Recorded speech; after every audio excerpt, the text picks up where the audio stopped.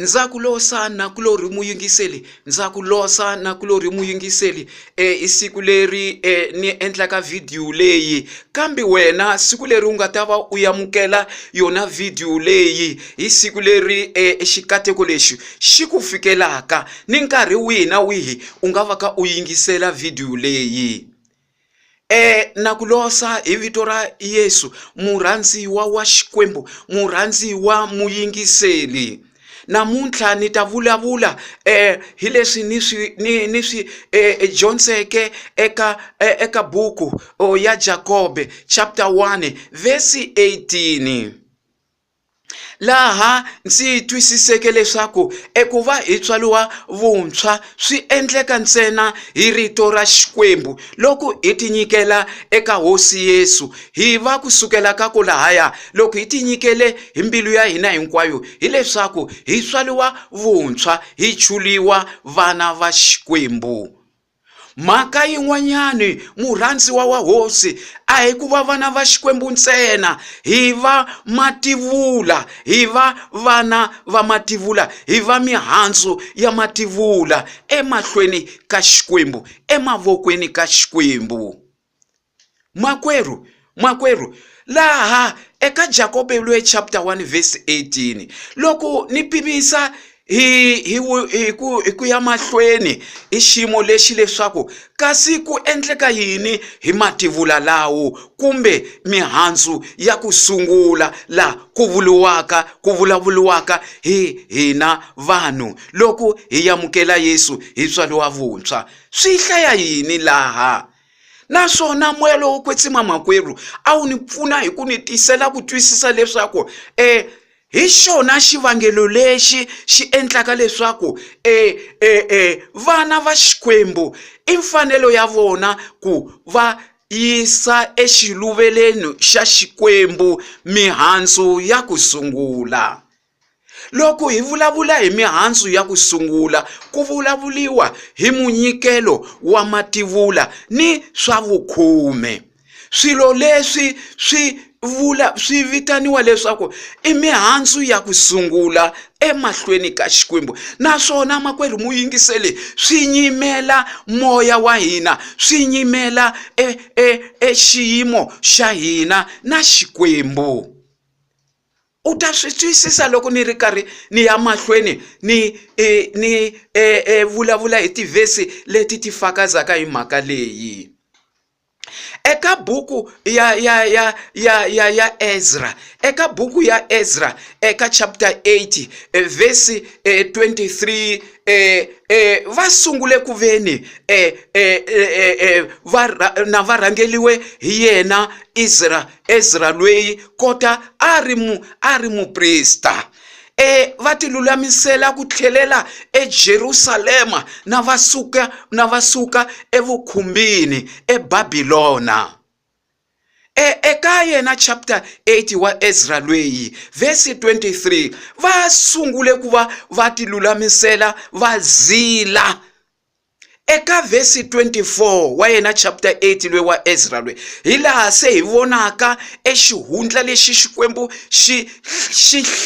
xi hlawuteleke yena muprista loyi Ezra leswaku va fanela ku endla yini, ku va tlhelela eJerusalema. Hi mavulavulela man'wani ya ximoya makwerhu, va tlhelela endlwini ya Xikwembu, va tlhelela emavokweni ka Xikwembu.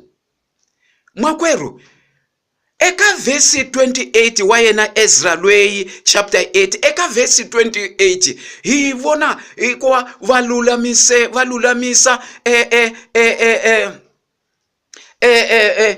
lulamisa a silivhere ni nsuku.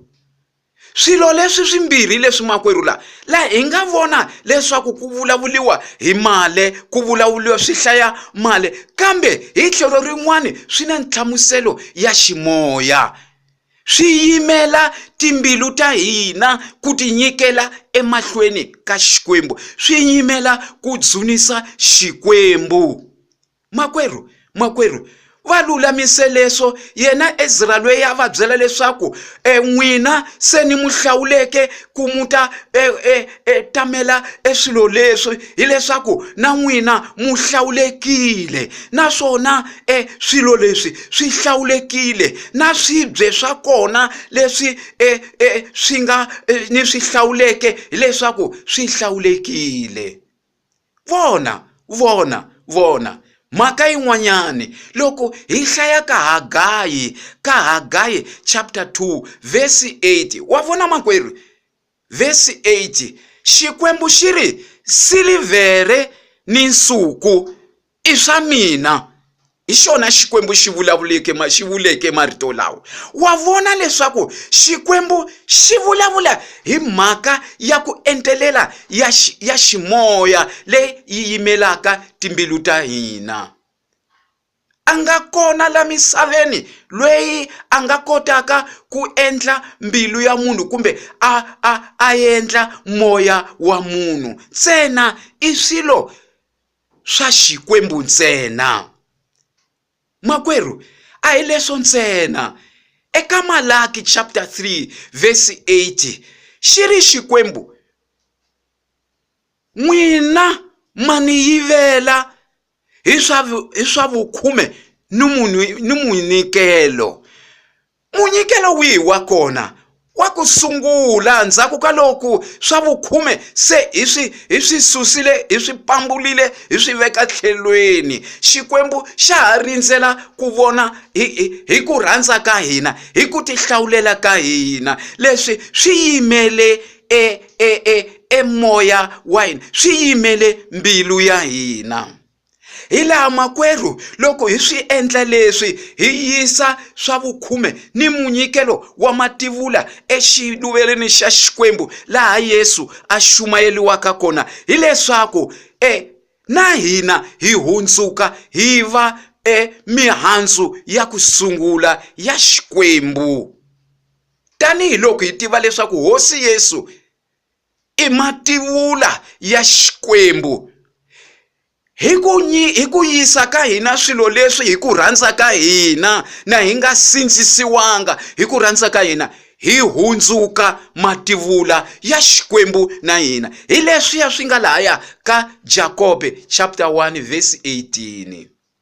Leswi swi hlawuteliwa ntsena hi moya wa Xikwembu, hi moya lowo wo kwetsima, murhandziwa muyingiseli, murhandziwa wa Xikwembu. Moya lowo wo kwetsima, moya wa Xikwembu hi wona wu hlawutelaka xihundla xa Xikwembu, hi wona wu hlawutelaka nhlamuselo ya ximoya ya rito ra Xikwembu. Makwerhu loko hi hlaya ka buku ya Mintirho kumbe timhaka ta vapostola chapter 3 verse 6 kuna xiyimo xin'wana xi nga laya i ripita silivhere ni nsuku ani na swona. Wa vona swa ku marito lawo ya pita lawo ma fakaza mhaka yo liya ya Hagayi chapter 2 verse 8 na yo liya ya Malaki chapter 3 verse 8 leswi vulaka leswaku silivhere ni nsuku i swa Xikwembu. Hi laha Peter na tshemba leswaku hi ku nyikiwa vutlhari leswiya vutlhari lebyiya hi moya lowo kwetsima a kote ku vula a ku silivhere ni nsuku ani na swona. Lani ani vulavuli leswaku aku endleka yini kolaya ka timhaka ta Peter laya loko va ri karhi va nghena etempeleni. Ani vulavuli ha swona kambe ni vulavula hi mhaka ya marito lawa Peter ama vulavuleke ma fakaziwaka hi mhaka yo liya ya ka Hagayi chapter 2 verse 8 na Malaki chapter 3 verse 8 futhi na Ezra chapter 8 verse 28. Makwerhu exihundla xa Xikwembu xi hlawuteliwa ntsena hi moya wa Xikwembu, hi moya lowo kwetsima. Kateka makwerhu kateka makwerhu hi nkatsakanyo ni rhandze ku vulavula na wena hi xihundla lexi Xikwembu xi paluxeke. Loko Xikwembu xi paluxile na ni ri karhi ni hlaya tivhesi leti hi masiku ku hambana ka wona, hileswaku ku fikele nkarhi lowu Xikwembu xi ni pfumeleleke leswaku ni endla video leyi ni ndlulisa ni ka van'wana. Xo sungula ka mina yelwe ni vulavulaka, ni ka van'wana, ni ka ndyangu wa mina, ni ka maxaka ya mina, ni ka vanghano va mina, ni ka mani na mani loyi a nga yingiselaka marungula lawo. Kateka makwerhu a hi hlaye rito ra Xikwembu minkarhi hinkwayo, naswona loko hi hlaya hi kombela moya lowo kwetsima wu hi hlawutela exihundla xa rito ra Xikwembu leswaku hi swi twisisa. Tanihi loko u tiva leswaku eka Hoseya ku tsariwe eka Hoseya chapter 4 verse 6, Xikwembu xi ri tiko ra mina ra hahluka ra mbomba hi ku kala vutivi byihi bya ko bya ku twisisa ntiyiso ya Xikwembu. Naswona loko hi twisisa ntiyiso ya Xikwembu makwerhu, Xikwembu xi lava ku va hi endla leswi hi swi twisiseke. Loko swi ri hi ndlela leyi hi ta vona mihandzu ya rito ra Xikwembu. Kateka makwerhu loyi a vulavulaka i Pedese Mabunda hi siku ra 24 ka Machi ka 2018 na mixo nampundzu makwerhu Afrika-Dzonga. Kateka ni vulavulile hi Jacobe chapter 1 verse 18, hi Ezra chapter 8 verse 23, 24 na 28, ni vulavula hi Hagai chapter 2 verse 8, ni vulavula hi Malaki chapter 3 verse 8.